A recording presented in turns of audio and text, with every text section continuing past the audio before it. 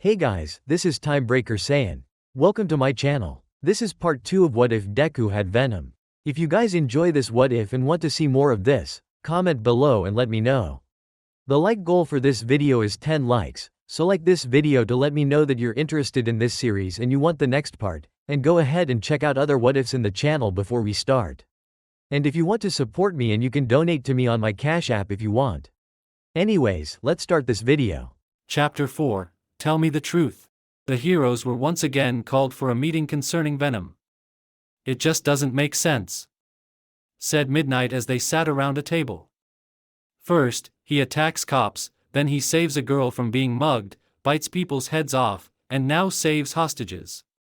Does this guy want to help or make things worse? That is a difficult question to answer, said Nizu. Unless we talk to the kid, we won't know his motives. I almost had him, too. If I'd just looked around at my surroundings and seen that the ceiling was unstable, I could have caught him, said All Might, voicing his frustration. An entire mall was completely taken over by terrorists, and all the hostages walked out alive. We should be thanking this guy if I'm being honest, said Aizawa. While at the end of the day, he did manage to save everyone, he still killed to achieve it. We only kill when it's the only option. Even then, the repercussions for doing so can ruin a hero, explained Nizu. So what now? Asked Present Mike. All Might, if it was just you and him, no interference, would you be able to win? Asked Nizu. All Might thought about it. I don't know, the boy underneath is smart and his quirk is strong. He may be a difficult opponent, but I should be able to take him. Nizu nodded. Good, he usually shows up at night. I'll have the local heroes on the lookout. Once he's spotted, you'll go in, if you can, try to convince him to surrender, if not, you may use force. Everyone else is on standby. Once All Might engages Venom, we surround them both. Leave no opportunity for him to escape. Every hero in the room nodded. This will end tonight one way or another. Aizawa then walked over to All Might. Hey, All Might, you should know I'm still not sure if that's actually the boy's quirk. I tried to use my quirk on him, but it didn't seem to affect him, so be careful. All Might nodded. Thanks for the heads up, Aizawa, I'll keep it in mind. Elsewhere, put your back into it, Jiro, yelled out Izuku. Jiro was currently struggling to push a large desk across the sand. What do you think I'm doing? Try as she might, the large desk wouldn't move an inch. Jiro's feet dug into the sand as she gritted her teeth. Come on. Watch your footing. If your feet aren't set, you'll. Izuku then watched as Jiro slipped and fell face first into the sand. Slip. Izuku could hear a loud groaning noise as Jiro slammed her hands into the sand. Lifting her head, Jiro had sand completely covering her face. Stupid sand. She then felt something hit her face, and she grabbed whatever was on her face. She noticed that it was a towel. You alright? Asked Izuku. Wiping away the sand, Jiro nodded. Yeah, I'm fine, my pride hurts a bit, but that's all. Izuku laughed. Well, come on, Sandman, let's stop here for today. Wouldn't want you to get hurt right before the UA entrance exams. Jiro rolled her eyes. Gee, thanks, Seaweed. And maybe it wasn't a good idea to start working out just before the exam. But seeing you doing push-ups with one arm made me think it would be a good idea. Well, I have been working out for a while now, said Izuku. Clearly, so. How's your arm? Asked Jiro. Izuku moved his bandaged arm. It should be fine tomorrow. Jiro nodded. That's good. Still can't believe you cleaned so much. Izuku jumped off the fridge he was standing on. Yeah, I even surprised myself. Speaking of surprised, I'm surprised you even showed up to work out. Standing up, Jiro wiped the sweat off her. Izuku got a good view. Jiro wore a black, cropped tank top and black workout yoga pants. As she stretched, Izuku couldn't help but look. Wow, I've never really paid attention, but Jiro has a nice figure. Izuku could see the sweat around Jiro's midriff gleaming in the setting sun. You find her attractive, don't you? Asked Venom. Shut up. This is none of your business. Oh, but it is my business. So, are you going to make a move? Asked Venom. What? No. But you find her attractive, so why not go for it? Well, yes, but there are steps you have to take. I can't just rush things, besides, she might not even like me. But she kissed you. Izuku then thought back to the day of the mall incident and how Jiro had kissed him on the cheek. That's different. She was just repaying me for saving her. You are a useless Deku, aren't you? You don't have the balls to do it. Don't push your luck, Venom. I will find a way to separate us. As Izuku and Venom were arguing, Jiro spoke, Midoriya, are you eyeing me? Izuku stopped his arguing with Venom and noticed that he didn't take his eyes off of Jiro. Sorry, just kind of zoned out there. You were checking me out just now, weren't you? Asked Jiro with a smug look on her face. Jiro expected Izuku to start mumbling or even blush, but to her surprise, he didn't. Maybe.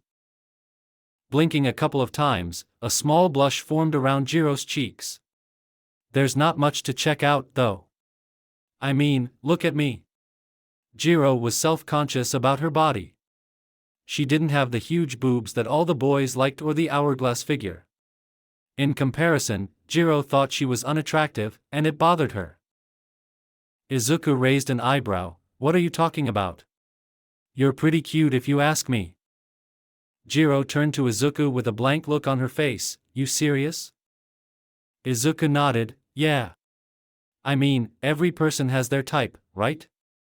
So it just comes down to personal preference. I wish I had met you earlier then. All the guys in my school always made fun of me.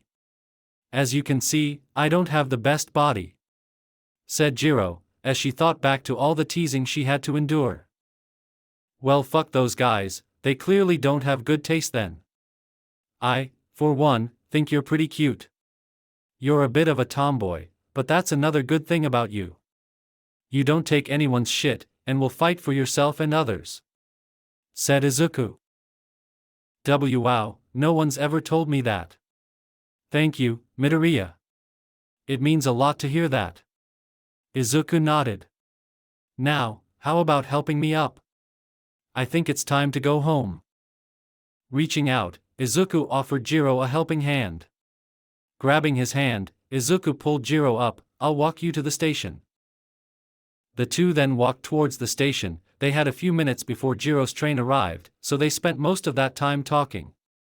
So Midoriya, I've been meaning to ask you. That day at the mall, that Venom guy saved us, right? Why is she asking that? Thought Izuku. Yeah, he did. Why do you ask? Well, it's just, I think I gotta look at him, said Jiro. Izuku's eyes widened. Shit, does she know?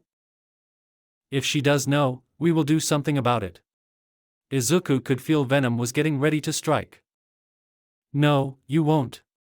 Jiro is my friend. If she does know, we'll work something out. Izuku swallowed nervously. Did you see what he looked like? As Jiro was about to answer, Venom began to appear behind Izuku's back. The appendage then sharpened into a spike. Venom was ready to kill Jiro to keep their secret. Well, not really. All I saw was his eyes. I think they were green. But with so much going on, I'm not so sure. He looked young, maybe about our age, but that's not what caught my attention. It was the look in his eyes. They looked conflicted. What do you mean? Asked Izuku. Like he was thinking about something? Maybe, I don't get it, but he looked kind of lost. His voice, too, kind of reminded me of.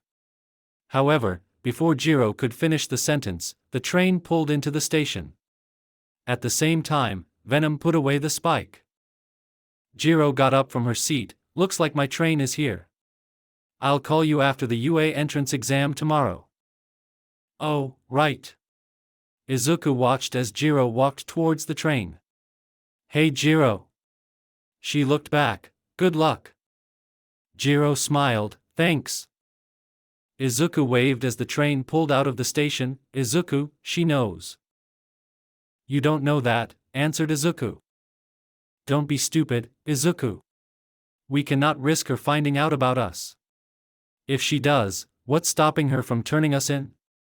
Izuku stayed silent. "We should take care of this before it becomes a problem." Izuku turned and walked away from the station. "No, we don't know for a fact that she knows. For now, we'll just keep things the way they are." What Izuku didn't know was that Jiro had plugged her earphone jacks into the seat and heard Izuku's heartbeat during the conversation. Looking outside the window, Jiro sighed. "His heart rate rose when I started to ask him about Venom. Could he be Venom, or was I just imagining things?" After getting off at her stop, Jiro walked home. Walking in, Jiro announced her presence. "I'm home." Popping out from the kitchen, a slender woman who wore glasses and had the same short purple hair as Jiro appeared. This was Mika, her mother. "Oh, Kyoka, you're back. How was the workout?" Jiro slumped her shoulders. "Terrible, even with one good arm, Midoriya was still able to run circles around me. I need a shower." "You've been talking a lot about this Midoriya kid. Is he your boyfriend or something?" teased her mother. Jiro blushed. "No. He's just a friend." Mika smirked. "But I've been hearing you talking to someone almost every night." Jiro was shocked. "You listen in on my conversations?" "Yes, I got curious as to who you were talking to at 1 in the morning, said Mika. "So when do we meet him?" "He's just a friend." Jiro had enough of her mother's teasing. Without saying another word, Jiro went upstairs to take a shower. The water flowed off of Jiro as she stood underneath the shower head. She couldn't help but look down at herself and think of what Izuku said. "Does he really think I'm cute? I don't see it." Later that night, Izuku had gone out that night to see if there was something he could do. It didn't take long for him to find a robbery in progress. 3 men were attempting to rob a small family restaurant. One of the men was stuffing a bag with money as he emptied the cash register. The other man was holding the 2 owners at gunpoint. The last one was guarding the door, making sure no one came in. The entire entrance was basically all made of glass, so the robbers could see if someone came in. "Come on, hurry it up," one of the men yelled. "I almost have it all, give me a second," the man yelled out, taking the cash. The man guarding the door looked out the glass. "We should be in the clear, let's hurry up and get out of here." "There, got it. Let's go." Zipping up the bag, the man jumped over the counter. "Pleasure doing business with you too. Have a beautiful night." However, just as they were about to leave, the man at the door stopped. "Wait. I think I saw something." The other 2 men then ran over to the glass. "I don't see anything." "I'm telling you I saw something," repeated the man. "You're just nervous, come on, let's go." The man with the cash opened the door to leave, but as soon as he did, a black hand grabbed him by the head. The man yelled out in horror as he was pulled out into the dark street. The 2 remaining men then heard a large crunching sound. What the fuck was that? A hero? No, there's no way that was a hero. I think the rumors are true, said the man, pointing his gun towards the glass. Who are you talking about? Asked the man. That's when one of the owners spoke, the man in the black suit, Venom. But he's just a myth, right? Asked one of the robbers nervously. However, that was when something came crashing through the glass. Shards of glass scattered in every direction as Venom landed in the store. I can assure you, we are very real. Panicked, the men began to open fire. Shots rang out in the shop as Venom, unfazed, began to stand up. Turning, he faced one of the men and roared in their face. Spit covered the man's face as he stood still in fear. The second man then began to fire the remaining of his bullets into Venom's back, but with the same effect as before. That's when Venom opened his mouth and bit the head of one of the men. The other could do nothing as he heard a loud crunching sound, followed by the body of his friend falling to the floor, now headless. "Why, you monster!" Venom turned around as blood stained his teeth. "We are not a monster, we are Venom." Throwing his hand forward, Venom's claws pierced the man's torso, completely disemboweling him. Venom then turned to the store owners. "If anyone harms you, tell them Venom will come for them." The store owners nodded, and with that, Venom then left the store and jumped onto the roof of the nearby building. The night is still young, and there are more criminals to punish. "Shall we keep looking?" asked Venom. "Yeah, but can you turn down the amount of blood you spill? I'm still not used to it and it's making me sick." Venom scoffed as he jumped onto the next building. As Venom was mid-air, a black portal opened up in front of him. "Venom, look out!" Izuku tried to warn him, but it was already too late. Venom fell into the portal. Venom was surrounded by nothing but darkness. After a second, he suddenly landed on the ground. Looking around, he noticed that he was in a bar. "What is this?" That's when a voice was heard coming from a doorway. "Welcome, Venom." Venom turned to find a slim man with red eyes and very chapped lips appear. But the thing that struck Venom was that this guy was covered in hands. "Who are you?" "My name is Shigaraki, and my master wishes to speak to you," said Shigaraki, sitting down on a stool. "I don't appreciate being forced into this, so tell your master if he wants to talk. He'll have to do it later." However, as Venom was about to bust down a wall, someone wearing a suit stopped his path. Venom noticed that this person was made of the same stuff the portal was.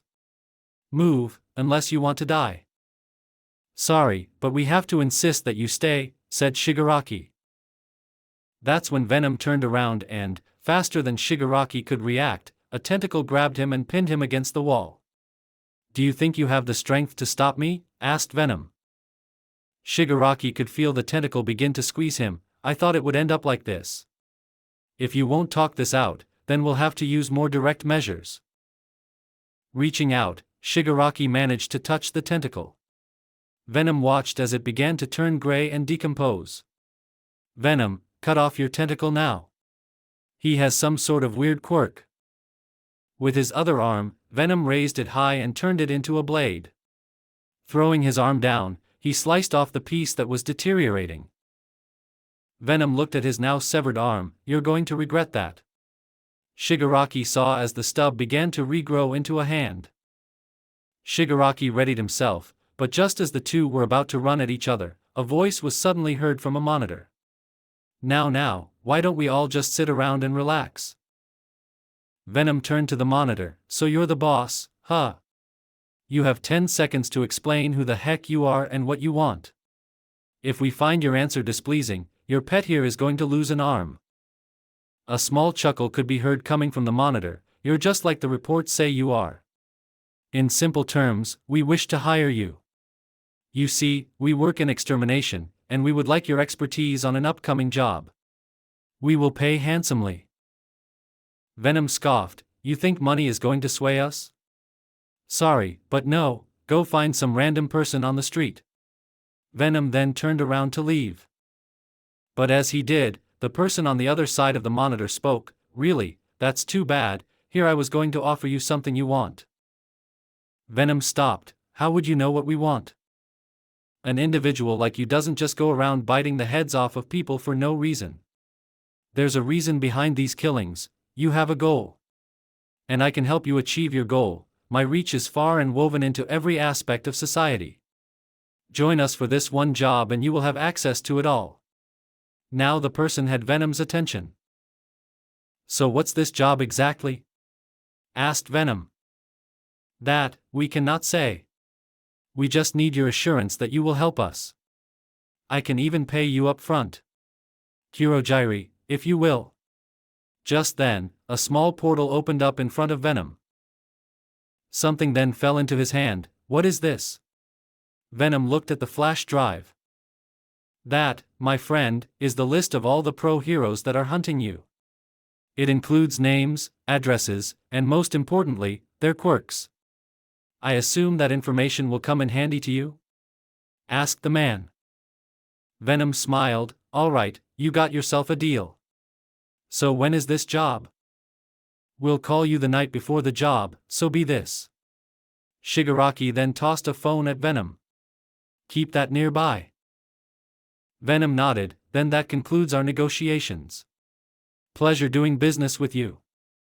Good, Kurogiri here will drop you off where you were. Venom nodded as a portal opened up behind him. One more thing before we go. You should teach your pet here to know when you shouldn't fuck with someone. It just might get him killed one day. Said Venom. Shigaraki's blood boiled. What did you say? I'll turn you to ash. Lunging at Venom, Shigaraki was just inches away from touching him when the voice boomed through the speaker. That's enough, Shigaraki. Back away now. Shigaraki stopped. But master. I said that's enough. Said the voice. You heard your owner, get to it. Said Venom, mocking Shigaraki. Frustration filled Shigaraki's face as he reluctantly retracted his hand. Venom smirked, like a bitch. With that, Venom walked into the portal and disappeared. Shigaraki turned to the monitor. Master, was that wise? We can't trust Venom, we should just eliminate him. We can't do that, Shigaraki, not yet, at least. Right now, Venom is of use to us. That is, if he can pass the test, said the voice with a small laugh. Shigaraki looked at the monitor. Test? What test? To see if he can take on a specific hero. That only confused Shigaraki even more. With Venom re-emerged from the portal, now standing atop a building. He looked around. Who were those guys? And can we trust them? Asked Izuku. I do not know, but they did give us some valuable information. Said Venom. As Venom stood atop the building, Izuku noticed something. Hey, Venom, do you hear that? I don't hear anything. Said Venom. That's exactly my point, we are in the middle of a city. There should be at least the sound of car engines. Venom walked over to the edge and looked down. There are no cars, no people, no nothing. What's going on? Asked Venom. That's when Izuku put it together. Venom. Move. It's a trap. However, before Venom could even move, he was punched in the back of the head. Venom's body hit the street so hard that it shattered on impact, causing a crater. Only one person has been able to hit us like that. All of a sudden, something landed in front of Venom. All Might. Standing before him was the number one hero. Give it up, Venom, this time you won't get away. Why? Because I am here. Venom stood up. Get out of our way, All Might, we don't wish to fight. But if you continue to hinder us. Just then, Venom's arm transformed into a black spiked ball. We just might. Why are you doing this? I've heard you help people from time to time. Why kill them? Asked All Might. Why? Because we can. If you just throw them in jail, you don't stop the problem, you just pause it. To end a problem, we make sure they won't do it again. Said Venom as his long tongue lashed out. Is that you talking or the boy underneath? Asked All Might. It's both, we are one, we are Venom. All Might balled his fist. I don't know how you got this way, but let me help you. All Might then took a step forward. We can work something out with the police and heroes. But you have to come with me. Will you do that? Asked All Might with his hand extended out, just waiting for Venom to take it. Venom looked at All Might's hand. What kind of trick are you trying to pull? All Might shook his head. No tricks, no nothing. I'm just giving you the chance to end this peacefully. We can help you if you just let us. Venom then let the spike ball in his hand revert. Well, maybe we can try that. Much to All Might's surprise, Venom took his hand and shook it. However, that's when Venom smiled. Just kidding. That's when Venom's hand turned to mush and completely engulfed All Might's hand up to his forearm. All Might's eyes widened as he suddenly felt himself being lifted off the ground, only to be slammed back down face first. The street underneath them shattered as a result of the impact. Venom then flung All Might towards a building, slamming against it. All Might coughed out a bit of blood. "Venom, I don't think this is a good idea," said Izuku. "No? If we don't get rid of him now, then we won't be able to move freely. This is our chance." Looking to his left, Venom found a car. Transforming his hand, he sliced the vehicle in two and then grabbed each piece in each of his fists. All Might groaned in pain as he tried to pull himself free from the wall. "So that's your answer, fine. Don't say I didn't give you a chance." But as the number one hero looked up, he saw Venom come flying at him. With a loud tum, Venom hit All Might across the face with one half of the car. The car broke into pieces from the hit, so Venom then raised his other fist and once again punched All Might with the other half of the car. All Might hung his head, seeing that Venom thought he had won. "You lost, hero. Seems like talking won't work on you. If words won't work, then I'll just have to use force." Faster than Venom could react, All Might punched the symbiote under the chin. A loud boom was heard as Venom's body was thrown several meters into the sky. "I told you. We can't take on All Might one-on-one," said Izuku. "Shut up. Let us think." "I got it, once we land, we'll hide," said Venom. However, that's when All Might appeared in mid-air. "A good plan, but unfortunately for you, you won't get the chance." Venom's eyes widened as he saw All Might's arms outstretched. "Ah crap." Thunderclap. Far above the city, All Might clapped his hands together, causing a massive shock wave of pure sound. The resulting sound wave was enough to shatter windows for several blocks, and Venom got the worst of it. Venom screeched out in pain as he peeled off of Izuku. But that wasn't the worst of it. Now, without the symbiote, Izuku was powerless, which meant he had no way of stopping himself from falling. Falling to the ground, Izuku began to panic. "Venom. Come on, I need you right now." But Venom didn't reappear. Izuku's eyes widened as he saw the floor quickly approaching. Izuku put his arms out in front of him, but before he could hit the floor, All Might caught him. Landing on an empty, dark roof, All Might dropped Izuku, causing him to roll to a stop. Izuku looked up to the hero towering over him. "It's over, kid, you lost. Now come with me." Getting up, Izuku grabbed his injured shoulder. "What is with you and roofs? This is just like last time." All Might raised an eyebrow. "Have we met before?" Izuku couldn't help but laugh. "Guess you wouldn't remember. I mean, why would you? Everyone else does." Thanks to the darkness, All Might couldn't get a good look at Izuku's face, but he did see the gleam of green in his eyes. As All Might approached, a helicopter suddenly appeared behind Izuku and shone a bright light behind him. That's when a man appeared from the door of the helicopter with a minigun pointed right at Izuku. "It's over, Venom. Surrender or we will shoot." All Might then heard clicking behind him. Turning around, he saw that it was several soldiers, but instead of the Japanese flag, they wore the symbol of YTC on their arms. "Who the hell are you guys?" Izuku smirked. "Well, isn't this just great? Oh well, I guess we'll have to finish our conversation another day, All Might. Later." Izuku then turned and ran towards the edge of the roof. "Wait, kid, don't!" yelled out All Might as he watched Izuku jump from the roof. The soldiers quickly ran to the edge of the building, only to have two soldiers impaled in the face by black tentacles.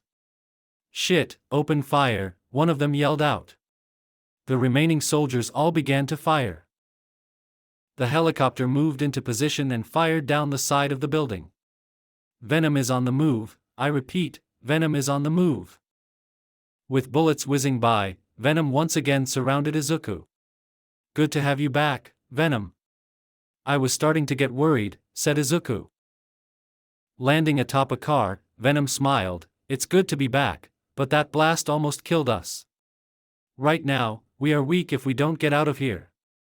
I fear even those bullets will finish us off. Then let's get the hell out of here. But first, we have to take care of that helicopter, said Izuku. Leave that to us, I know how we can kill two birds with one stone. Turning his attention to the helicopter, Venom jumped towards the side of the building and began to scale it. The minigun operator tried to aim the gun, but Venom was moving too much and too fast. Making it to the roof, Venom jumped towards the cockpit. Shit! Target is at 12 o'clock. The pilot tried to turn the chopper, but it was too late. Raising his fists, Venom transformed them into hardened slabs and slammed them down. The cockpit was flattened, which sent it into a dangerous spin. The soldiers on the roof looked at the helicopter, which was now heading towards them. All Might's eyes widened. Damn you, Venom! Jumping forward, the hero managed to grab all of the soldiers and pulled them to safety. The helicopter crashed onto the roof, causing a massive explosion. By the time All Might looked for Venom, he was already long gone. We've met before, but where, and who is he? Not to mention, who are these guys? Asked All Might. That's when one of the soldiers pulled out a radio. Sir, we lost him. The target escaped. YTC headquarters. Kenshin sat in his office with his chair turned around. I see, did you learn anything? Sir, it seems the symbiote has taken over a young boy. We didn't get a good look at his face, though, explained the soldier. I already knew. So you failed is what you're telling me. Kenshin sighed. I am very disappointed in you, consider. You and your team are fired. Turning his chair around, Kenshin hung up the phone. Failures, all of them failures. They can't even find one little kid. Kenshin slammed his fist onto the desk in a fit of rage. However, that's when the phone beeped. Mr. Yaoyorozu, your daughter is here. Composing himself, Kenshin nodded. Send her in. A second later, the doors to Kenshin's office opened up, and in walked a tall girl with long black hair that was tied up in a ponytail. Father. Momo, my daughter, you are going to UA tomorrow, are you not? Asked Kenshin. Momo nodded. Yes, father, since I got in through recommendation, the school saw fit that I familiarize myself with the campus. Additionally, those who are taking the entrance exams will also be present. Good, good, I want you to do something for me. Do not disappoint me, daughter. I have spent too much money on getting you in for you to fail, said Kenshin. Momo bowed. Of course, father, I won't let you down. Very well then, that is all, you may go. With that, Momo began to walk towards the door, but as she reached out to open it, Kenshin spoke. There is one more thing, I'd like for you to report any quirks that have to do with transformation. I assume you know what I'm talking about. I do, and I will look out for it. I'll take my leave now. Having gotten her assignment from her father, Momo walked out of his office. As she walked down the long hallway, she breathed a sigh of relief. He only calls for me when he wants something. And now that he has lost that alien thing, his demands are becoming more outlandish. At least in UA I'll finally have some alone time, and maybe make some real friends. Chapter 5, A New Path. Jiro was nervous. Right now, she stood in front of UA's gates. Alright, Kyoka, you got this. There's no reason for you to be nervous, you studied, you kind of worked out, all you have to do is not fuck it up and you're good. Taking a deep breath, Jiro walked through the gates of UA for the hero entrance exams. After checking in, she was instructed to go into the testing area, where they would be taking a written test.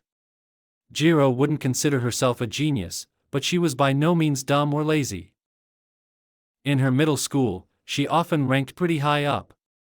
They had 1 hour to complete a 50-question exam on hero rules and basic high school entry subjects. By the end of it, Jiro finished about 10 minutes early and used the remaining time to check over her answers. Once the hour was done, everyone turned in their test and was taken to an auditorium for the second part of the exam. Finding a seat, she sat down next to a girl with short brown hair. So how was the written exam for you? She asked. The question caught Jiro by surprise. Oh, It was alright, I guess. There were some difficult questions. The girl nodded. Yeah, I should have studied more. I'm Achiko Uraraka, by the way. Kyoka Jiro, nice to meet you, replied Jiro. Alright, everybody. Who's ready to party? Someone yelled out, appearing behind the podium. No one said a word. Wow, tough crowd. Anyway, I'm Present Mike, and welcome to the second part of the UA entrance exam. As some of you know or not know, depending if you read the paper, the second part will be a practical. That's when, behind the podium, an image of 3 robot outlines was seen, each with its own distinct number value. The exam will have you running around a city destroying robots. Each robot has its own point value. That's when Jiro saw a hand shoot up just a few rows down. Excuse me. But the pamphlet says there are 4 robots. Present Mike pointed at a tall boy with blue hair. I was getting to that. The 4th and final robot will be worth 0 points. So avoid it if you can. The boy bowed. Excuse me for my rudeness. Jiro smirked. He looks really uptight. Uraraka nodded. Yeah, he does. So, back to what I was saying. Avoid the 0-pointer at all costs. The rules are simple. Destroy as many robots as you can. The more you destroy, the more points you'll get. Feel free to use your quirks however you please. But you can't directly or indirectly use your quirk on others. So that means no sabotaging. You'll now be separated into groups. Good luck, everyone. With that, Present Mike walked away from the podium as staff handed out papers with a group number. Well, Jiro, let's hope we both pass, said Uraraka. Jiro nodded. Seems straightforward enough. Good luck. The students were then given an arena to report to. Jiro would go to Arena 2. UA allowed everyone to change into more comfortable clothing for this portion of the exam. Alright. Is everyone ready? Asked Present Mike as he stood atop a watchtower. A few more rules before we begin. You will have exactly 10 minutes to destroy as many robots as you can. There are more than enough for everyone, so have at it. Also, remember, no attacking each other. Got it? Good. Jiro and the rest of the students suddenly saw the doors to the massive city open up. But instead of going in, everyone just looked at each other. Well, everyone but Jiro. Pushing her way to the front, she quickly ran into the city. What are you guys waiting for? Get going, there's no start indicator in real life, said Mike. The students then looked into the city to see Jiro running at a 2-pointer. Extending her earphone jacks forward, she stabbed them into the robots. Channeling her heartbeat through them, she managed to destroy the inner circuits, which caused the robot to spark, effectively destroying it. Midoriya switched places with me during the mall incident and nearly lost his life. I'll be a hero and make sure that doesn't happen again, said Jiro as she made her way to another robot. The other students quickly followed Jiro's lead and ran into the city. Each student was doing their best, racking up points, and everything was being watched by several individuals in the observation room. We have a lot of potential this year, said Nizu. Midnight nodded. True, we have students with speed, power, skill, and stealth. While it is true we look for power, that's not all we want in our hero students. You need guts and heart. You need to be able to make quick decisions under pressure, said Aizawa as he looked at the monitors. Looking to his left, Aizawa saw All Might sitting in a chair, not saying a word. Are you still thinking about Venom? Asked Aizawa. All Might looked up, revealing that he was in his skinny form. Huh? Oh yeah, I still can't believe he's so young. He might be as old as these exam takers. Any chance he's here? Nizu shook his head. Unfortunately, not. It seems Venom, or rather the kid, doesn't have an interest in being a hero. Have you remembered who he was yet? Asked Midnight. No, not yet. He said we've met before, but what if he was lying? Maybe he said that to get under my skin, thought All Might. That's a possibility, but he doesn't strike me as the one to play mind games," explained Nizu. "Venom is straightforward, he does what he wants, when he wants. There's no reason for him to play games. Speaking of playing games, I think it's time for the final boss, no?" Midnight nodded and, turning to the control panel, she pressed a giant red button.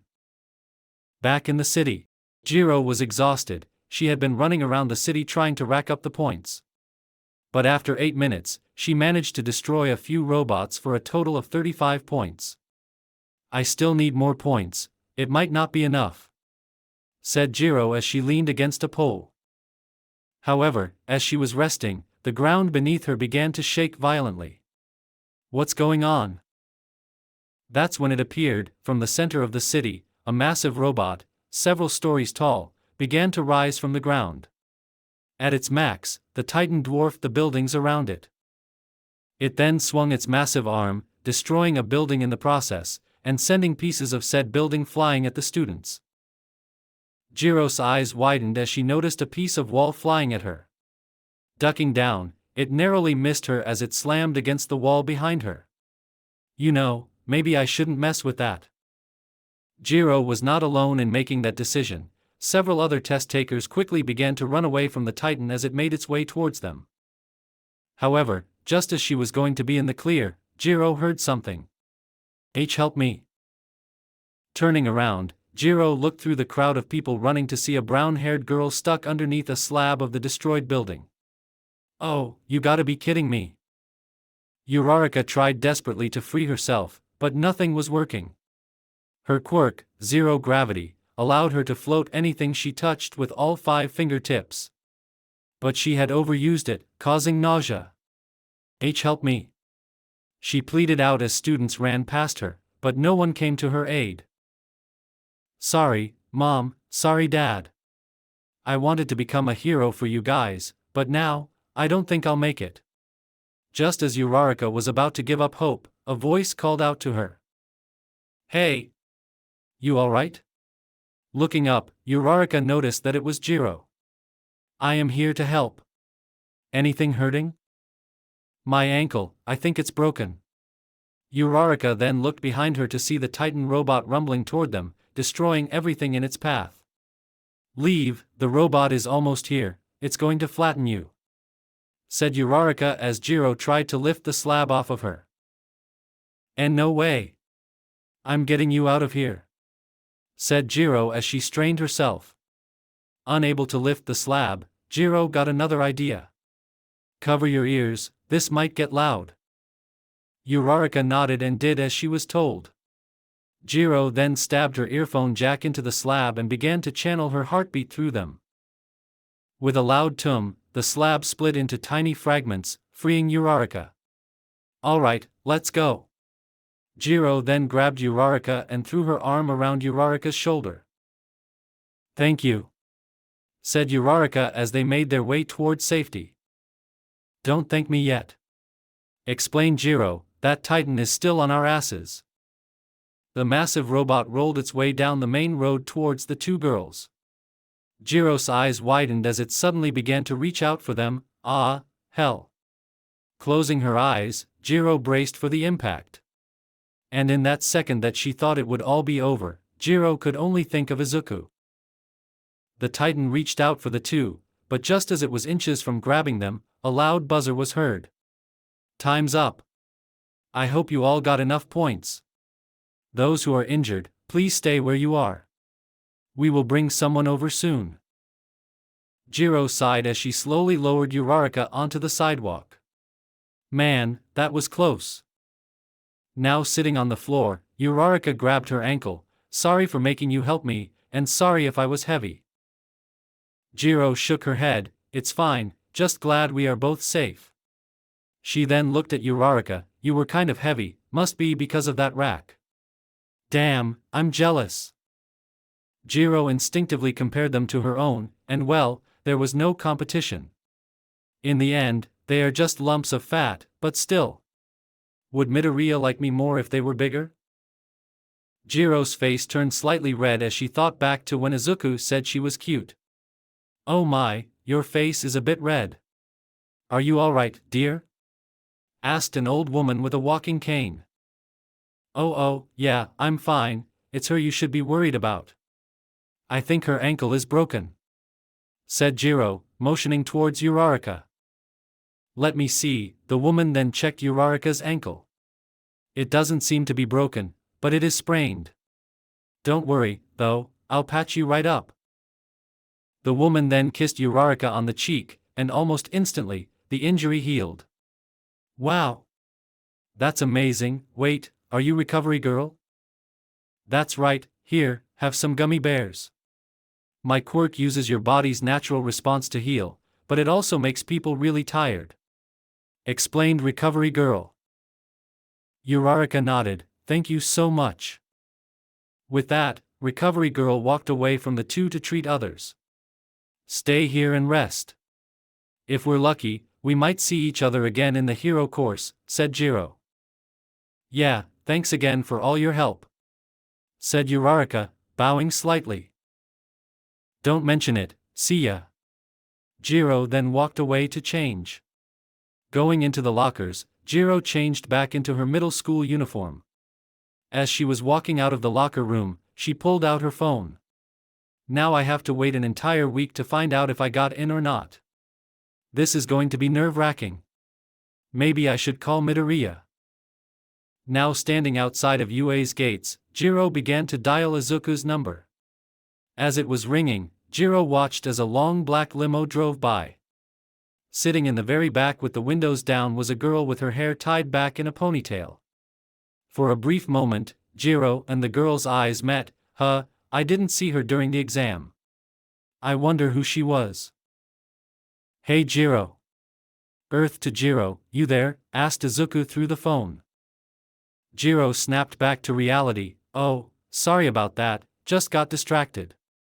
So anyway, I just finished up the entrance exam. Really? So how did you do? Asked Izuku excitedly. Honestly, I couldn't say. They didn't say much, but I have to wait for a week for the results to come through the mail. Jiro then suddenly heard a loud crashing sound. What was that? That was some junk I was cleaning up at the beach. Looks like I didn't stack it right, and it almost crushed me. Explained Izuku. You're working out already? Are you sure your arm is all healed up? Asked Jiro, concerned. Oh, is someone worried about me? Teased Izuku through the phone. Jiro blushed slightly. I'm kidding, but if you must know, yes, my arm is healed up. Good, so how about I join you? We can work out together. Proposed Jiro. That's cool, but you should rest. You just took UA's entrance exam. Rest up for today, we'll train tomorrow. Said Izuku. Jiro thought about it. Well, I am a bit tired from fighting the robots. Alright, fine, tomorrow it is then. Alright, see you there. Later, Jiro. With that, Izuku ended the call. As Jiro looked at her phone, she couldn't help but smile. He's such a dork. With Izuku. Izuku was at the beach, and he was working out, kind of. Well, it was more Venom having fun than anything else. Venom wasn't happy. After his fight with All Might, he'd begun to be more aggressive. Currently, tentacles were sprouting from Izuku's back and grabbing every bit of trash around him and throwing it. This had been going on for about 45 minutes. After the phone call, Venom stopped. Better? Asked Izuku. Better. Responded Venom. Good, let's head home for today. I want to get a look at that list of names and quirks. I don't want to get caught off guard by some random hero. Izuku said as he got up. Agreed, and next time we will kill All Might. Izuku sighed, he's already kicked our ass twice. Do you really think we can take him? Yes. Izuku raised an eyebrow. All we have to do is get in closer. For now, we lay low, we can't risk running into All Might again. If we do, we might be separated. Said Izuku. We will never let that happen.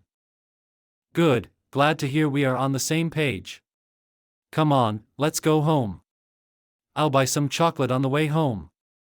Seeing that Izuku would buy chocolate in large quantities, the store owner, who was a very old man, would special order some for Izuku and sell it to him at a slightly discounted rate. Walking into the store, Izuku went straight for the register. "Hey, Mr. Lee." Appearing behind a comic book was a man with white hair, a well-trimmed mustache, and wearing signature Cartier Vendôme sunglasses. "Ah, Midoriya, here for the chocolate, I see."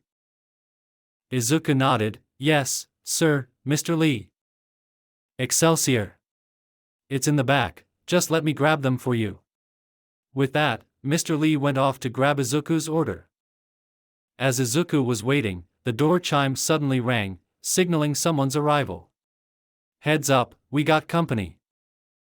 Before Izuku could even turn around, something cold was pressed up against his head. "Don't move, kid, unless you want to die. Now, give me your wallet." The man's hand turned into a blade and was now up against Izuku's neck. "Can I eat this one?" asked Venom. Izuku sighed. "You know what, sure. You can eat this guy. He's trying to mug me, so that means he's done it before. Just try not to leave a mess, it will only cause problems for Mr. Lee. And if that happens, we might not be able to buy chocolate from him again." "What? No more chocolate? Alright, fine, no mess, but I'll make this one suffer," explained Venom. "Didn't you hear me? Give me your wallet. Now!" demanded the robber. "Today's not your day. You should have left when you had the chance," said Izuku. "Huh? Can't you feel my quirk? I'm going to slice your head off if you don't give me your wallet." The robber yelled out, but Izuku wouldn't move. "Fine. I'll just take it from your body." Raising his arm, the robber was about to slice off Izuku's head when a black hand appeared from his back, stopping the blade. "What?" Covering Izuku completely, Venom appeared. The mere sight of him made the robber tremble in fear. "You have caught me in a bad mood." "What the fuck are you?" the robber yelled out as he activated his quirk again on his other arm. The robber tried to slice Venom's face, but Venom simply opened his mouth and bit the blade, shattering it. "That was rather rude. Now I will take my frustration out on you." Picking up the man, Venom began to slam him against the wall, floor, and shelves of the store. "Venom! What did I say about a mess?" yelled out Izuku. Venom stopped, looking around. He looked at the mess he created. Soda cans, candy, chips, and bento boxes were scattered on the floor. The shelves that once stood were now toppled along with their goods. "Oh, right." He then raised the robber by one leg. At this point, the man was barely conscious and bleeding profusely from his body. "See, this is your fault. Whatever, I'm going to eat you." Opening his mouth, Venom bit the head off the man before swallowing him whole, leaving no trace behind. "Alright, Midoriya, here's your chocolate." Mr. Lee appeared from the back to see that his store was a mess, and Izuku was still standing behind the counter. Raising his glasses, Mr. Lee looked at Izuku. "Midoriya, what happened?" "Oh, you know." Izuku was trying to come up with a good excuse. "An earthquake?" Mr. Lee blinked a couple of times. Guess I didn't feel it. Must be my age." Izuku couldn't believe it. "Holy shit, that worked." "Come on, you're not that old, here let me help you with the cleanup." Getting to work, Izuku helped Mr. Lee pick up the mess he created. Now done, Izuku took out his wallet to pay for the chocolate, but before he could grab the money, Mr. Lee put his hand up. "Nope, no charge. Not after you helped me." "Are you sure? I can still pay you," offered Izuku. "It was my fault anyway." "I won't accept it. Please, Midoriya, take it." Seeing that Mr. Lee wasn't going to give it up, Izuku sighed. "Since you put it that way, I accept. Thank you, Mr. Lee." Grabbing the big box of chocolates, Izuku bowed and left the store. 1 week later. "Alright, Jiro, you ready?" asked Izuku as he wore his workout clothes. Jiro nodded, yes. Good, now, go. Jiro then jumped at Izuku and tried to grab him. Izuku jumped back only to have Jiro's earphone jacks appear in front of his face. Izuku's eyes widened, but he soon leaned back, dodging the earphone jacks. Not bad, you're getting better, said Izuku as he put his hand on the floor and kicked his legs up. His target, Jiro's stomach, but as his feet were inches from hitting her, Jiro wrapped her jacks around his leg, stopping his momentum. Thanks, but you should really stop talking and hit me. Flinging her jacks, Jiro caused Izuku to flip in the air. Landing on his feet, Izuku stood up and looked at Jiro. I would hit you, but I don't want to hurt you. Jiro raised an eyebrow. Well, that's just sexist. Just because I'm a girl, you think I can't take it? No, that's not what I meant. I know you can take it, you're strong, I know that, and so do you. But you lack one thing, explained Izuku. And what's that? Asked Jiro. Appearing suddenly in front of her, Jiro panicked and tried to stab her jacks into Izuku. But before she could, Izuku disappeared once again and reappeared behind her. Jiro tried to turn around, but before she could, Izuku swiped her legs, causing her to fall. As she fell, Izuku then grabbed her arm and twisted it back. With a thud, the two fell to the floor with Izuku on top of Jiro. You lack confidence. Jiro tried to break free of the arm lock, but found that Izuku was using his weight against her. Alright, I give. Now, can you please get off of me? This position is a bit. Izuku smirked as he leaned down and whispered into her ear. A bit what? Tell me. Blushing, Jiro began to squirm around. It's just, people might get the wrong idea. Chuckling, Izuku got off of Jiro and offered her a hand up. You may act tough, but you have a sensitive side, don't you?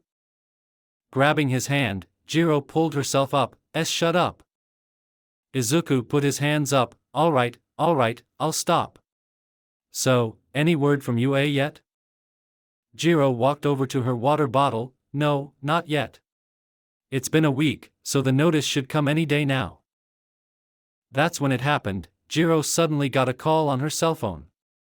Digging into her bag, she found her phone. Hold on, it's my mom. Jiro then picked up the call. Hey, Mom, what's up? Kyoka, it's here, said Mika with excitement in her voice. What is? Asked Jiro.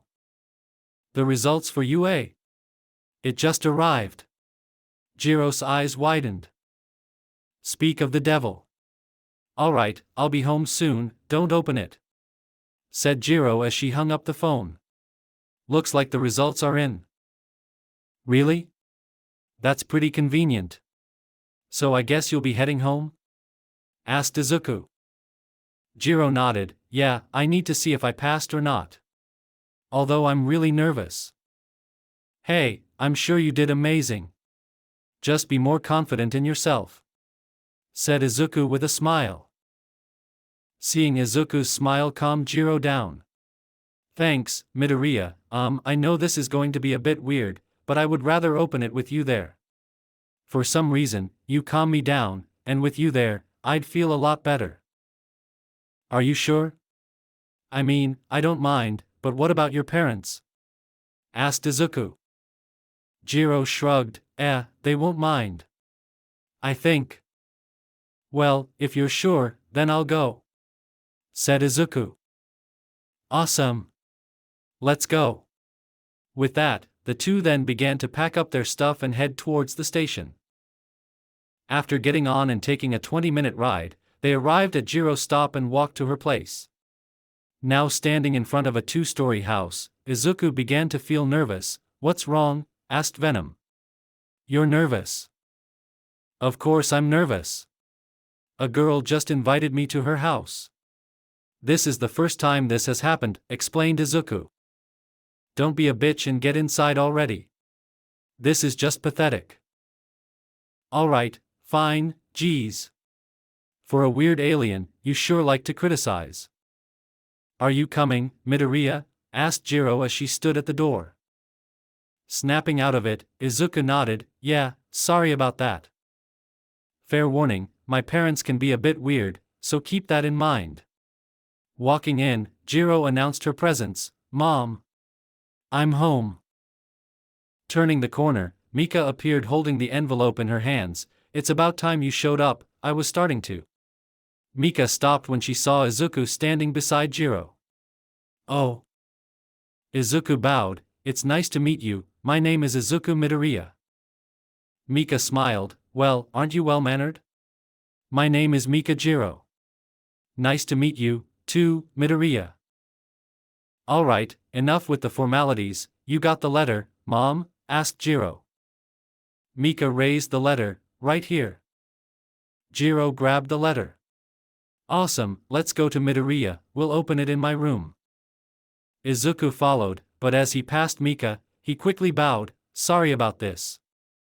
Mika couldn't help but smile as the two went upstairs. Well, would you look at that? My little girl is growing up. I wonder what her father will say once he finds out she brought a boy over. Now in Jiro's room, Izuku looked around to find it filled with instruments, but mostly guitars. I see you really like guitars. Sitting down on her bed, Jiro sighed and turned to Izuku, I told you, remember, my parents are musicians. Also, don't just stand there, take a seat. Can you really play all of these? Asked Izuku as he pointed to a piano. Jiro wrapped the ends of her earphone jacks around her finger in a nervous fashion, I know the basics, yeah. Wow, okay, now you're just showing off. Said Izuku as he sat on a desk chair. Yeah, whatever, that's not important right now. Jiro then lifted up the envelope. This is important. The two looked at the envelope for a minute. So are you going to open it? Asked Izuku. With her hands shaking, Jiro nodded, eventually, just let me mentally prepare myself. Closing her eyes, she began to take deep breaths to calm herself. Izuku rolled his eyes, oh, for God's sake. Getting up from the chair, Izuku walked over to Jiro and snatched the envelope out of her hands. Snapping her eyes open, Jiro looked at Izuku, hey! Give that back. As she tried to reach for it, Izuku moved the envelope out of the way. Let's open it now. The more you drag things along, the more anxious you'll get. No wait! Yelled out Jiro as she grabbed Izuku by the arm and pulled. Not expecting it, Izuku fell towards the bed and was now on top of Jiro. The two looked each other in the eyes. She hadn't noticed, but Izuku's eyes were green. So was this your plan all along? To get me in the same bed as you? Teased Izuku. Jiro blushed, and no, I wanted to get this. Jiro held up the envelope, showing that she managed to take it back. That surprised Izuku, when did you? Not important, now can you get off before my mom shows up? Izuku nodded and sat beside Jiro. Thank you. With the envelope in her hands, Jiro still couldn't muster up the courage to open it. What if she failed? What if I didn't get enough points? What was she going to do if she didn't get into UA? All those questions and more kept popping into her mind, causing her heart rate to shoot up. Seeing that Jiro was nervous, Izuku placed a hand on hers. It's okay to be scared, but no matter what happens, no matter what that paper says, I'll be here with you. You understand? Jiro turned to Izuku and nodded, yeah, thanks, Midoriya. I really appreciate that. Now a little more relaxed, Jiro took a deep breath and ripped the envelope open. But instead of finding a letter, they found a metal disc. Izuku looked at the disc, what? That's it, a metal coaster? I was expecting more. Said Jiro as she grabbed the disc. However, that's when it suddenly began to light up. Startled, Jiro dropped the disc. As it landed in between the two, a holographic projection of All Might appeared. All Might. Izuku narrowed his eyes, it's him. Easy, Venom, he's not here, this is just a projection, said Izuku. Is this thing on? Oh, it is? I am here, as a projection. As you may or may not know, I am All Might. Now I know what you must be thinking. Why is the number one hero making this? Well, I'll tell you why, because you are looking at the newest UA faculty member. I will be teaching at UA this upcoming semester. I hope to teach the future heroes a thing or two, and that could be you, so let's find out, shall we? Jiro and Izuku both knew what was next. Clearing his throat, All Might grabbed a piece of paper off the screen. Kyoka Jiro, when it comes to the written part of the exam, I am pleased to say that you passed. Very good work. Jiro smiled at her accomplishment. See, I told you, nothing to worry about, said Izuku. However, as you know, that wasn't the only part of the entrance exam, you also had the practical. So let's see if you passed. You destroyed several robots, bringing your total to 38. Not bad, but sadly not enough. A frown fell over Jiro's face when All Might said that.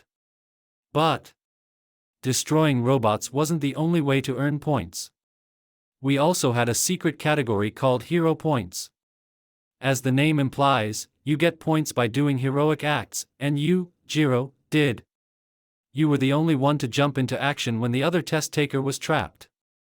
For your brave actions, you've earned an additional 40 points, bringing your grand total to 78, which is more than enough to earn you a spot in the hero course. With that being said, congratulations, Kyoka Jiro, you passed. Welcome to UA, I hope to see you in a few weeks, so be ready and don't forget, Plus Ultra. With that, the projection of All Might faded away. Izuku and Jiro sat in silence for a few seconds. Well, I think congratulations are in order. Right, Jiro? As Izuku turned, he was suddenly hugged by Jiro. It took a few seconds, but eventually Jiro noticed what she was doing and quickly broke the hug. Sorry, I didn't mean. It's fine, what's important is that you passed, said Izuku with a big smile on his face. Jiro nodded, yeah. I still can't believe it, I'm actually going to UA. I'm proud of you, Jiro. Now, I think this calls for celebration. We'll do something later, but I think you should go tell your mom the good news, said Izuku. She probably already knows, she does have the same quirk as I do. But you're right, I should go tell them. But first, I do have one request, a sort of reward you can give me, said Jiro as she nervously played with her jacks. Izuku raised an eyebrow. Oh sure, whatever you want. Just tell me. Jiro turned to Izuku. Well, I want you to call me by my first name. Call me Kyoka. Izuku blinked a couple of times. Sure, if that's what you want. Alright, Kyoka, but you have to call me Izuku. No more nicknames. Kyoka smirked. Not a chance, Jolly Green. Izuku sighed. It was worth a shot. Just you wait, though, I'll think of a nickname for you. I will have my revenge. You are welcome to try Green Bean, but until then, I'm going to keep calling you those nicknames, said Jiro as she got up from the bed. Izuku followed suit. Fine, whatever, anyway, go tell your parents the good news. I'll see you later, alright? Right, come on, I'll walk you out. I wouldn't want my mom to start interrogating you, said Jiro. I will plead the fifth in any and all questions, and ask for my lawyer to be present, said Izuku in a joking manner. Jiro laughed. Yeah, that wouldn't work on my mom. She's like me, but 10 times worse. Then I'd better not do anything dumb when she's around, said Izuku. A wise policy, Midoriya, said Mika as she appeared beside the stairs. Leaving so soon? Unfortunately, yeah, Jiro, I mean Kyoka here has something she would like to share. And it's better not to have someone who's not family here. Besides, my mom will freak out if I stay out too late, explained Izuku. Mika caught the fact that Izuku just called her daughter by her first name. I see, well, it's best not to keep her waiting. It was a pleasure meeting you, Midoriya, even though our time was short. Izuku bowed, the pleasure was all mine, thank you for having me. With that, Izuku opened the door and walked out of Kyoka's house. Kyoka stood there beside her mother. So? Said Mika. Is he your? He's not my boyfriend, Kyoka responded before her mother could finish the question. Oh, really? Then why did he call you by your first name? Questioned Mika. Kyoka looked away, because I told him to, that's why. Remember the mall incident? Well, he's the one who saved me. Izuku switched spots with me, and in doing so, he almost died. Mika was a bit surprised. Kyoka was never this open. I see, are you sure that's all? Kyoka turned to her mother, yeah, why? Oh, nothing, it's just, you seem a bit different than usual. Said Mika. Anyway, you should invite him over for dinner next time. If he saved you, we should thank him properly. Kyoka nodded, I'll ask him later. Good, so what was this news he was talking about? Asked Mika. Right, I actually got into UA. Said Kyoka. Mika smiled as she hugged Kyoka, that's amazing, dear. I just knew you could do it. Thanks, Mom. Answered Kyoka, slightly embarrassed. I'll make your favorite food tonight. I can just picture the look on your father's face when he finds out you got into UA. That and the fact that you have a boyfriend now. Said Mika in a teasing manner. Kyoka blushed, he's not my boyfriend. Breaking away from the hug, she decided to go to her room until dinner was ready. Lying on the bed, Kyoka sighed, well, at the very least I'm not opposed to the idea.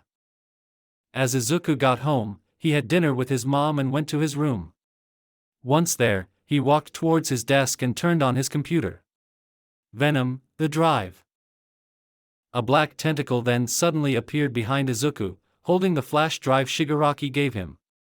Plugging it in, and after a few clicks, Izuku pulled up the files on the heroes. We can use this. Said Venom. Izuku smiled, yes, we can. They won't even know what hit them. Chapter 6, Incident. Once again, Kyoka stood at UA's gates, but this time not for the entrance exam, no, this time she was a student.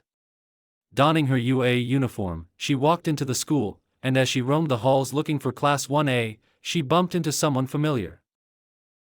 Oh, hey, I remember you. Startled, Kyoka turned around to find Uraraka standing there. Oh, it's you, I don't think I ever got your name, said Kyoka. Achiko Uraraka, it's nice to meet you, said Uraraka with a bright smile. Kyoka nodded, likewise, the name's Kyoka Jiro. As the two walked inside the classroom, they were greeted by the sound of shouting, please get your feet off the desk, demanded a tall boy with blue hair and glasses. There, with his feet kicked up on the desk and his chair leaning back, was Bakugo. What are you, some stickler for the rules? Leave me alone. The boy in blue chopped his hand, we are in UA, one of the most prestigious schools in all of Japan. You should act with a bit more decency. Hey, isn't that the one boy who was uptight?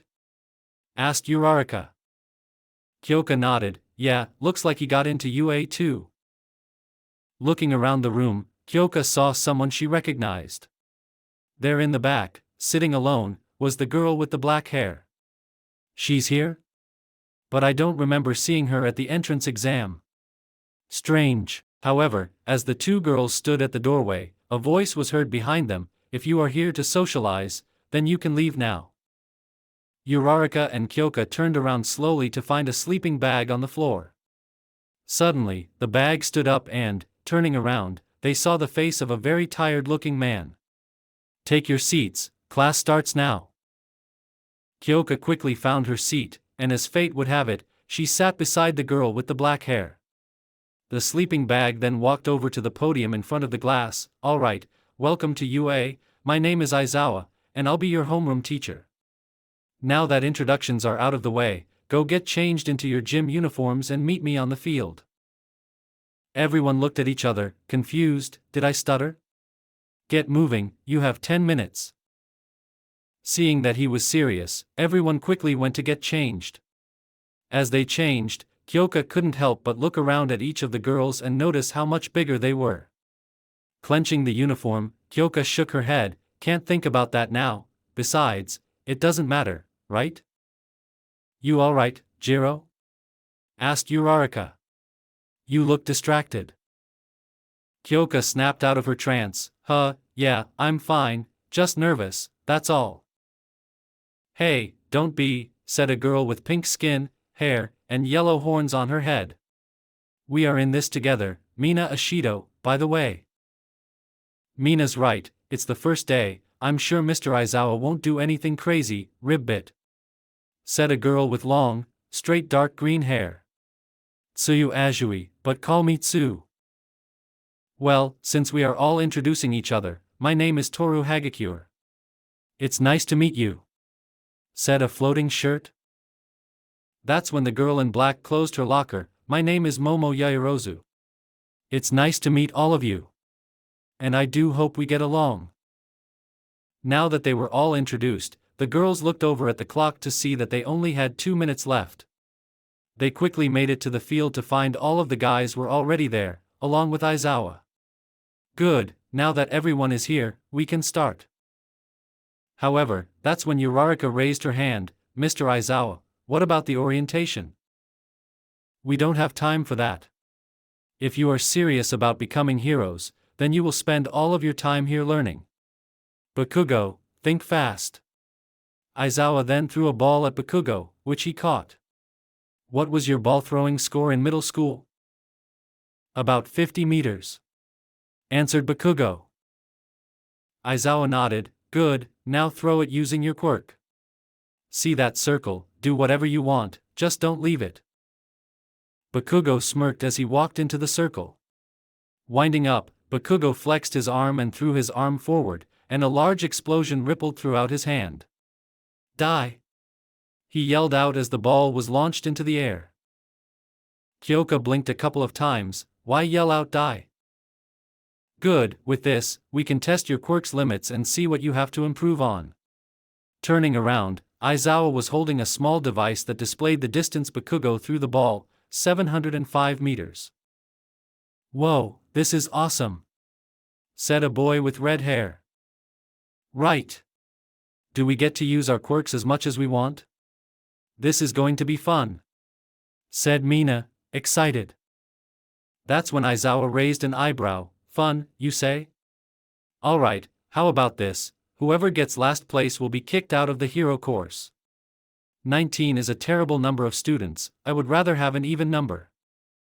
The class fell silent. What? You can't do that? It's barely the first day. Said a tiny boy with purple balls as hair. I can and I will. UA gives teachers a lot of liberty when it comes to this. So now that you know what's at stake, let's get started, shall we? Kyoka's face turned serious. There's no way in hell I'm leaving this class, not after Izuku helped me get here. With eyes burning with determination, Kyoka took each challenge head-on. Aizawa's little test consisted of sit-ups, push-ups, a 50-meter dash, a long-distance run, grip strength, standing long jump, repeated side steps, toe touches, and, of course, the ball throw. Safe to say Kyoka was exhausted by the end of it. She wasn't in the best of shape, but working out with Izuku did come in handy. She wouldn't be last at the very least, and now it was just down to her and the final test. Standing in the circle, Kyoka grabbed the ball. Normally, she would throw it, but since she was allowed to use her quirk, she had a better idea. Jamming the ball into one of her earphone jacks, Kyoka channeled her heartbeat through the ball, causing it to launch into the sky. Turning around, Aizawa showed the screen. Not bad, nice work using your quirk in that way. Kyoka smiled at her score, 200 meters. Nice, alright, everyone, gather up. I am about to display the results of the test. Aizawa then pressed a button on the remote, and a projection soon appeared that displayed everyone's position. Kyoka nodded. Hey, 10 out of 19 isn't too bad, at least I'm not last. However, that's when the short boy with purple balls as hair fell to his knees. This was my Netta, and my dreams of becoming a hero for the ladies are over. Really? That's the only reason why you wanted to be a hero? Asked Kyoka with disgust. Mineta glared at Kyoka but quickly went back to weeping. So that was all a bluff, said Aizawa. Everyone turned to Aizawa. What? Honestly, did you guys think he would kick us out? Asked Momo. It was an obvious bluff to get us worked up. Aizawa nodded. Right you are, and now that you know what is at stake here, or could be, I trust you will all be trying your best? The class nodded. Good, go get changed and head to the orientation. The class quickly went off to change, but as Kyoka was changing, she let out a sigh of relief. If I did get kicked out and Izuku found out, he would have been upset. That's when one of the girls, Mina, threw an arm around Kyoka. Oh, who is this Izuku? A boyfriend perhaps? Kyoka turned red. Did I say that out loud? And no, he's not my boyfriend, he's just a friend. Mina smirked. Right, a friend. Well, we just met, so I won't push this too much, but you'd best be prepared for later. Kyoka laughed nervously. I already get the feeling this is going to be a long year for me. With Izuku. Izuku was bored out of his mind. Currently, he was sitting in class. He was, after all, going to high school. This school started 1 week earlier, so they were already in the swing of things. He didn't want to be here, but he did promise Inko that he would go to high school. He was feeling a bit under the weather, but Izuku chalked it up to the changing seasons. Sitting in history class, the teacher was going over something, but he wasn't paying attention. Instead, he tried to distract himself by looking out the window and thinking of ways he could use the information Shigaraki gave him against the villains. We shouldn't waste our time here, said Venom inside Izuku's mind. I know, but this is what normal people do, we go to school. So, have you thought of ways to fight the heroes on the list? Asked Izuku as he twirled a pencil in his hand. Most are not a problem, the one called Eraserhead should be easy. Midnight, as she's called, is also easy prey. Her quirk is tricky, but if we stop her before she releases the toxin, we should be fine. Of those on the list, only 2 pose any real threat, explained Venom. Let me guess, Present Mic and All Might, right? We can deal with Mike, but All Might's power and speed are something we can't take on, said Izuku. I agree, but from the information in the notes, he does seem to have a weakness. Izuku stopped twirling his pencil. He does? What is it? Asked Izuku. From what I gathered, All Might has some sort of injury on his body that has made him considerably weaker these last couple of years. If we can find this weak spot, we can exploit it. Izuku narrowed his eyes. Easy, Izuku, we know you hate him, but we'll have our chance soon enough. Izuku closed his hand, causing the pencil to break in his hands. I'll make him pay for shattering my dreams like that. Midoriya, Midoriya. You with us? Asked his teacher. Izuku looked up. Yeah, I'm here. Good, so can you tell me when Constantinople fell? Asked the teacher. Izuku stood up. May 29, 1453. The Ottomans took down the city after a 53-day siege. The teacher was surprised. He thought Izuku wasn't paying attention, correct? Sitting back down, Izuku went right back to looking out the window. I wonder what Kyoka is up to. 1 week later, Izuku stood at the top of a building overlooking the city, wearing a black hoodie. The heroes, they haven't gone after me lately. Why? It seems that our last encounter was different, explained Venom. You mean those men with guns? Those men were part of a group, YTC, was it? Said Izuku, remembering back. The very same place where we formed our bond, said Venom. I'm glad you remember us. I think it's time we had a chat, Venom, said a voice behind Izuku. Startled, Izuku turned around, and as he did, Venom covered Izuku completely. How did this guy get behind us? I do not know, but if he was able to do that, he must be dangerous. Shall we kill him? Asked Venom. Wait, if he wanted to attack us, he would have already. Let's see what he has to say first, said Izuku. Who are you, and what do you want? Asked Venom as he towered over the man. The man walked up to Venom and fixed his tie. Like I said, I'm here to talk. Venom growled, then speak, but if we find what you have to say annoying, we will kill you. The man laughed, to think you became this violent, that's to be expected, you did kill all of our other test subjects. Let me introduce myself. My name is Kenshin Yaoyorozu, CEO of YTC. Izuku's eyes widened, it's really him, but why is he here? And why did he say that you killed the other test subjects? What is he talking about? Nothing, don't worry about that, answered Venom. We know who you are. You forced us to bond with the others. Treated us like a lab rat. Venom then reached out and grabbed Kenshin by the neck, lifting him. Kenshin struggled to breathe. Wait, I said I was here to talk, let me do that. To both of you. Venom narrowed his eyes. Venom. Don't kill him. Throwing Kenshin to the ground, Venom stood over him. Get on with it already. Grabbing his neck, Kenshin began to cough. I'm here to offer the boy inside you a chance to give you up. Of course, it won't be free. I am ready to offer you 1 billion yen. All the boy has to do is hand you over. Venom laughed. The boy would never trade us for money. If that's all you have to say, then I'm leaving.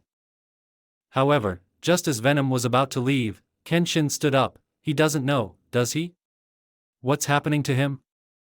Venom stopped. Oh, I see, you never told him. What do you do to your hosts? Venom, what the hell is he talking about? Asked Izuku nervously.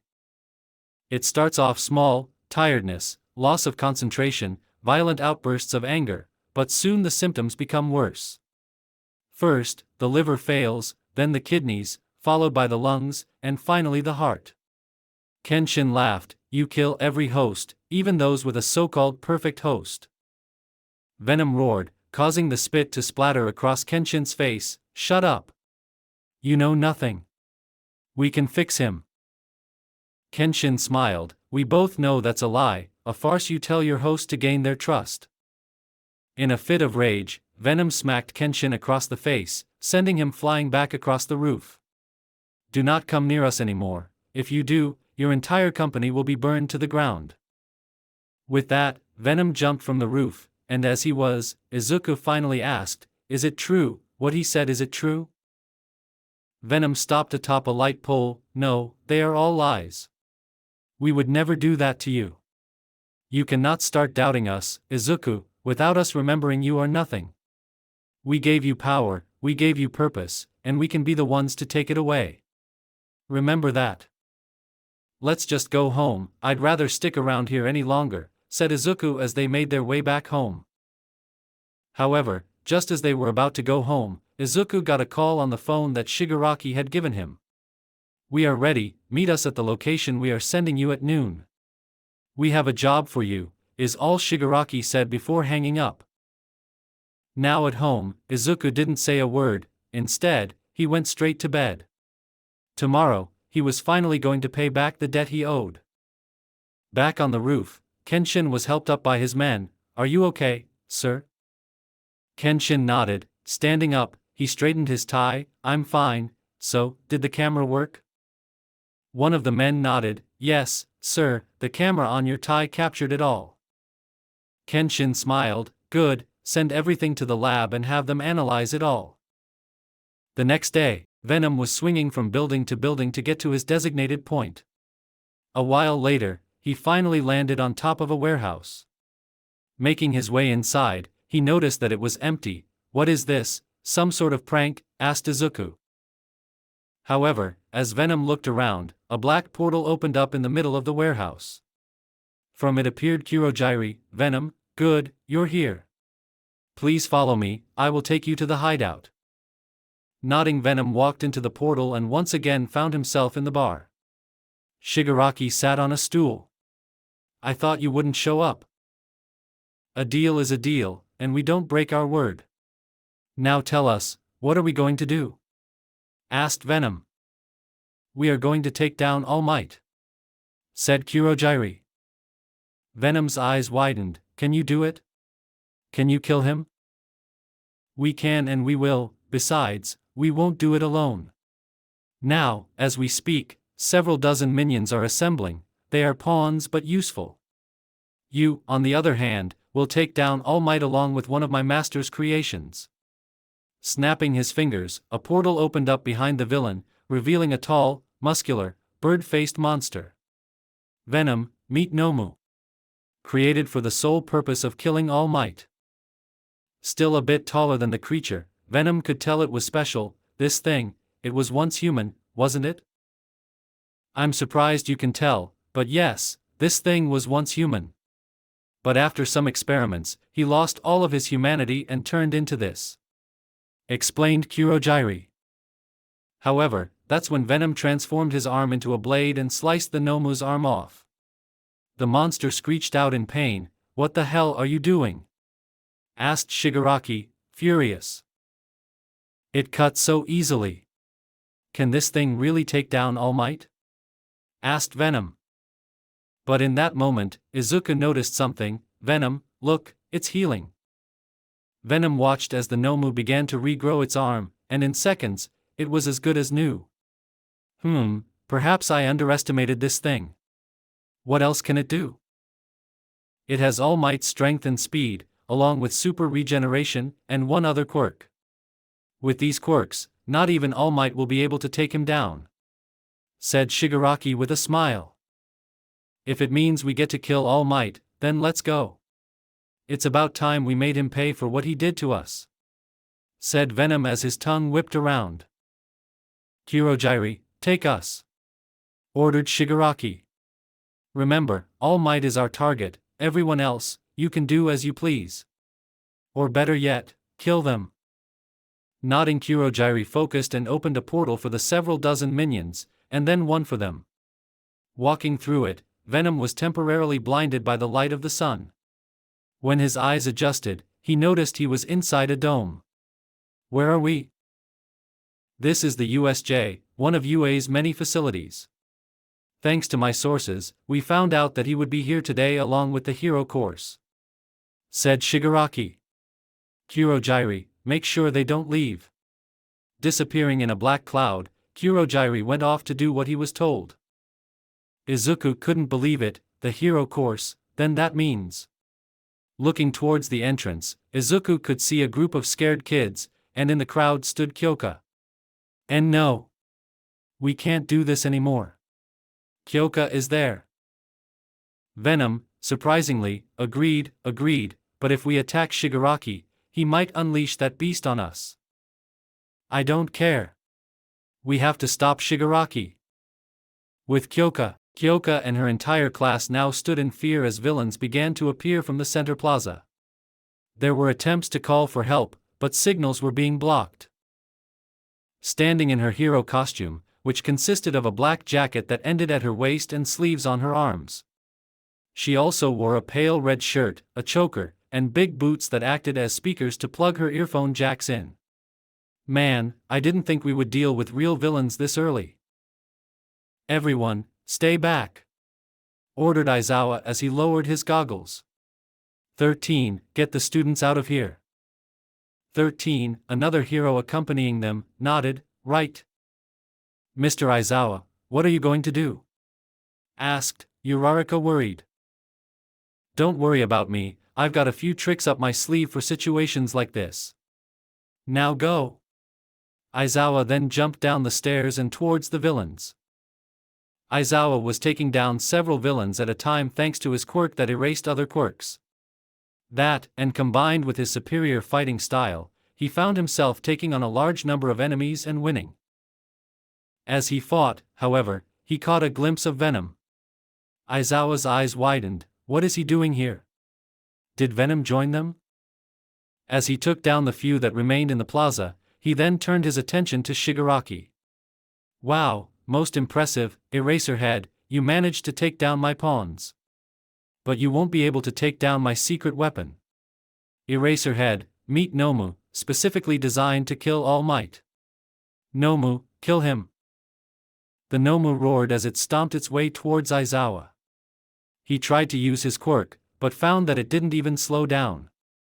But that's when Venom grabbed Shigaraki by the arm. You didn't say we would be attacking students. What about All Might?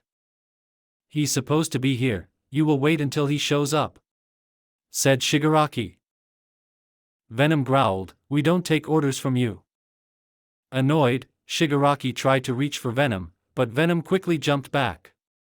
You know, Master said you could be of use to us. But honestly, you're nothing but a nuisance, just like those kids. I wonder what would happen if you were to face some of them. That's when a portal opened up from underneath Venom, causing him to fall through it. Now that that's out of the way, we can finally focus on you, Eraserhead.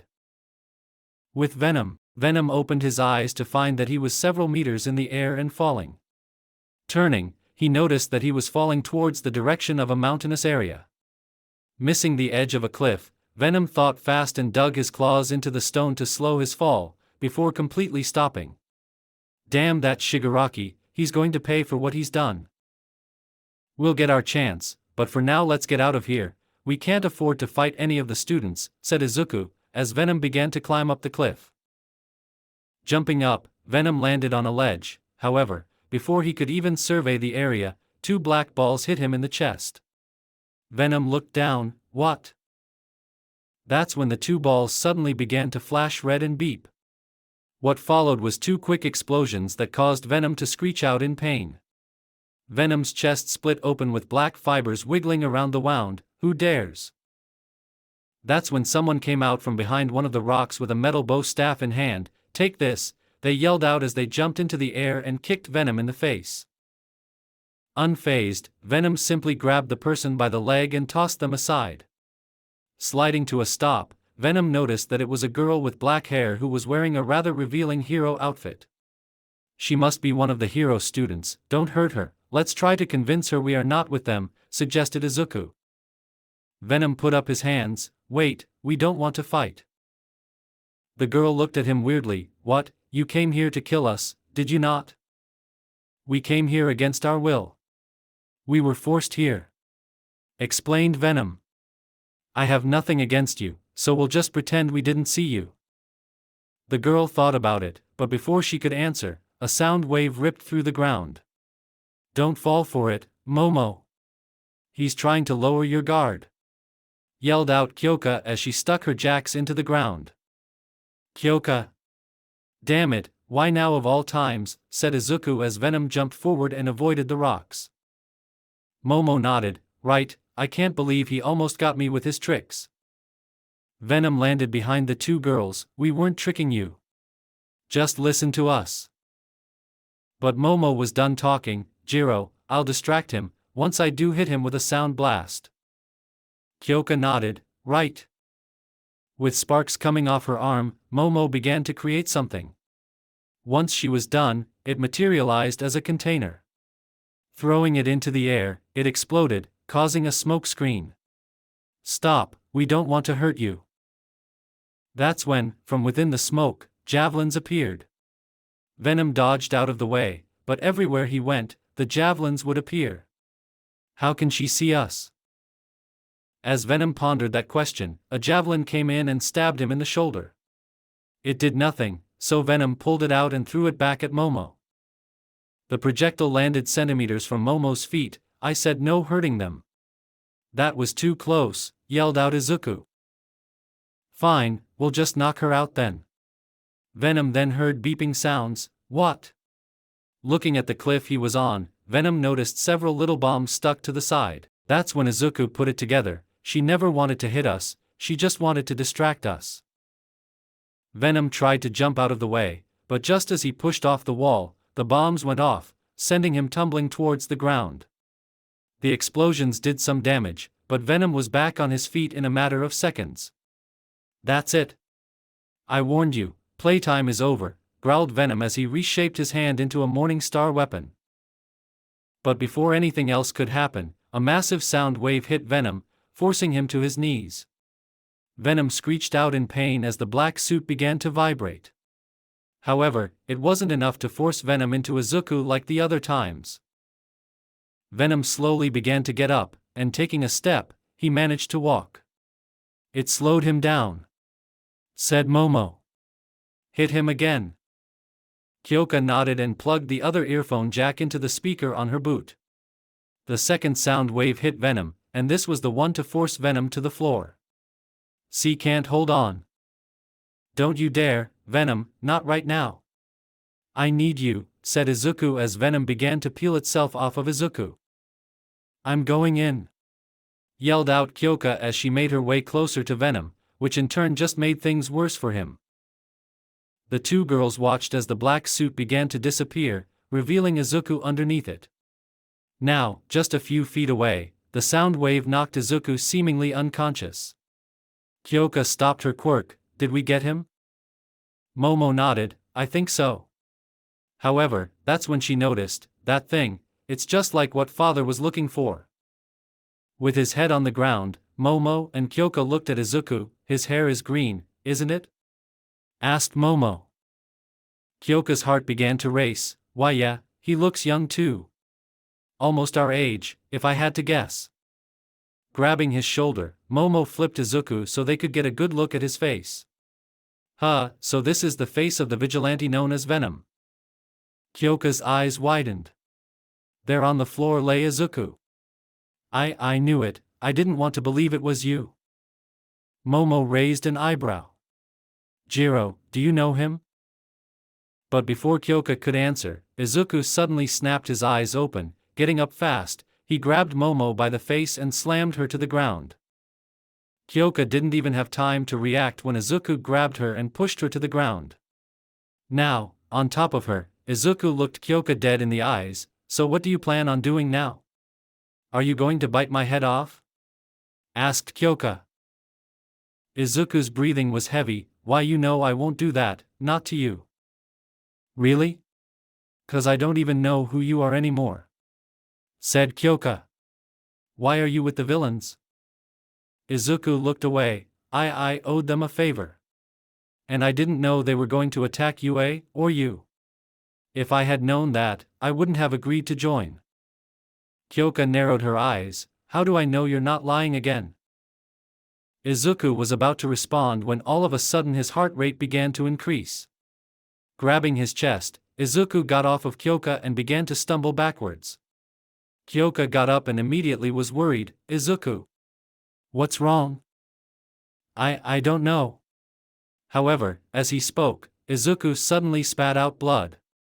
What Kenshin said was actually the truth. With blood running down the corner of his mouth, Izuku suddenly fell forward. Hitting the dirt hard, Kyoka ran to his side. "Izuku, what the hell is going on?" Izuku struggled to speak. "Venom." Kyoka didn't understand, but one thing she did understand was that her friend was hurt and she needed to help him. She then heard footsteps. Looking up, Kyoka noticed that Momo had gotten back up. "Momo, help me get him up." "Why are you helping him?" "He's a villain, leave him," said Momo, confused. "He's not a villain. He's my friend, please, Momo, I can't leave him," said Kyoka. Momo looked at Kyoka and knew that she wouldn't give it up. Sighing, Momo nodded and began to help Izuku up. Now leaning up against Kyoka, they slowly made their way towards the plaza. As they were walking, Izuku spoke. "Why, your hero costume, I like it." Kyoka smiled. "Shut up and save your strength, I'll get you out of here. Then we are going to have a nice long chat." Izuku chuckled. I'd rather die." Kyoka looked ahead. "If you live, I might do it myself." Down at the plaza, Aizawa had lost. Even with his skills, he was no match for the Nomu. This was apparent by the fact that he was lying face down in a pool of his own blood. Grabbing his head, Nomu forced Aizawa's head up. Blood ran down the hero's face as he groaned in pain.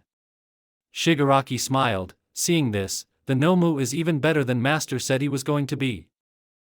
As Shigaraki boasted, Kurogiri appeared beside him. "Ah, Kurogiri, I assume the children won't be a problem anymore?"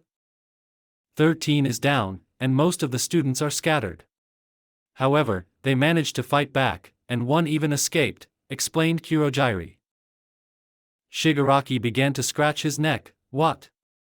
You are lucky, Kurogiri. If it weren't for the fact that you are our way out, I would have killed you by now. Taking a moment, Shigaraki calmed down. Oh well, it seems like it's game over, let's go. Tsuyu Azui, a female student of Class 1A, and Mineta, a small, short boy, floated in the lake just behind the villain. They could do nothing and watch as their homeroom teacher was beaten. Thinking they were undetected, they began to swim along the edge of the lake to try to get to safety. However, as they were, Shigaraki turned to them. If we can't kill All Might, we'll just kill as many students as we can. Faster than either student could react, Shigaraki appeared in front of them with his arm outstretched. Tsu's eyes widened. She had seen those very same hands disintegrate part of Aizawa's elbow. She could only imagine what it would do to her. But as Shigaraki grabbed her face, he noticed that nothing was happening. You really are cool, Eraserhead. Looking back, Shigaraki saw Aizawa looking at him with glowing red eyes. He had just erased his quirk. The Nomu grabbed Aizawa by the hair and slammed him back into the pavement, breaking more bones. Sorry, kids, not even your teacher will be able to save you now, said Shigaraki as he once again reached for Tsu and Mineta. This time, however, Tsu and Mineta suddenly felt something wrap around their costumes. They then suddenly felt themselves being pulled away. Shigaraki's hand missed.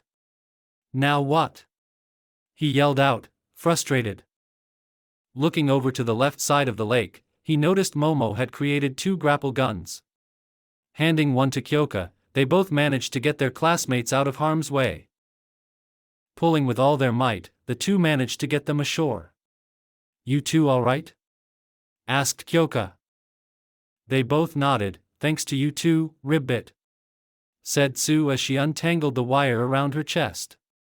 She then noticed Izuku leaning up against a rock. Who is he? Long story, right now we need to head towards the exit, said Momo. However, as they turned to leave, their path was blocked by the Nomu. Kyoka looked up, horror filled her face. Crap. Nomu. Kill them, ordered Shigaraki. The Nomu roared as it raised its massive fist, and as it brought it down, Momo tried to create something to shield them, but she wouldn't make it in time. The 4 students braced for whatever was coming, but that's when Izuku sprang into action. Even though Venom wasn't surrounding him, Izuku jumped in front of the punch. He knew he couldn't stop it, but if he took the hit head-on, Izuku would help them. With a loud boom, the Nomu's massive fist slammed against Izuku's entire right side. The hit rocked Izuku's body, shattering bones on impact. With blood flying out of his mouth as he flew, Izuku then slammed against a tree, forcing him to a complete stop. Kyoka couldn't believe it. Izuku. Running over to him, she couldn't believe what she was seeing. Lying on the floor motionless was Izuku, a broken, bleeding, and mangled mess. Some of the fingers of his hands were broken, his arm was snapped in 2, and his legs faced the wrong direction. Izuku, no, why the hell did you do that? Asked Kyoka as she panicked. I couldn't let him hurt you, Izuku said as he struggled to breathe. You have to run, go, run. But Kyoka shook her head. I'm not leaving you. How sweet, then you can both die together, said Shigaraki. Nomu, kill them both. Nodding, the Nomu began to walk towards Kyoka and Izuku. I'll leave now, repeated Izuku. But Kyoka refused to move. She was going to stay and fight. Moving her jacks towards her boots, she was about to plug them in when someone told her to stop. Don't. Sound is harmful to us, do not let out another sonic attack. The Nomu was now in front of Kyoka, with its massive claws ready, and it brought them down towards Kyoka. She closed her eyes and got ready for the pain, but to her surprise, there was none. Instead, she heard the screeches of the Nomu as it roared in pain. Opening her eyes, Kyoka noticed that it had black tendrils stabbed into its torso.